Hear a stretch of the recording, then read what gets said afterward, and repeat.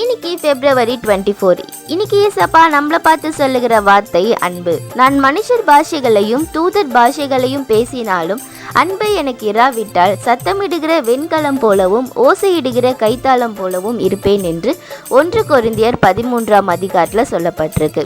இந்த பூமிக்கு மனுஷகுமாரர் வந்ததற்கான நோக்கம் பாவிகள் மனம் திரும்புவதற்காகவும் அன்பு செலுத்துவதற்காகவும் தான். கர்த்தருடைய அன்பு அளவிடப்பட முடியாததுமாய் இருக்கு. பைபிள்ல சொல்லப்பட்டிருக்கு, உன்னிடத்தில் நீ அன்பு கூறுவது போல பிறரிடத்திலும் அன்பு கூறுவாயாக என்று. அது மட்டும் இல்லாமல் அதிகப்படியான வேத வசனம் அன்பை குறித்து சொல்லப்பட்டிருக்கு. ஒரு நிமிடம் சிந்தித்து பார்ப்போம். கர்த்தர் நம்மிடத்தில் அன்பு கூறாமல் இருந்தால் நம்ம என்னவாகி இருப்போம்? கைவிடப்பட்ட ஜனமாய் இருந்திருப்போம். ஸோ அப்படி இல்லாமல் தேவன் நம்மிடத்தில் எப்படி அன்பு கூர்ந்தாரோ நம்மளும் தேவனிடத்தில் அன்பு கூறுவோமா? By thoughts of Hephzibah. Have a lovable day.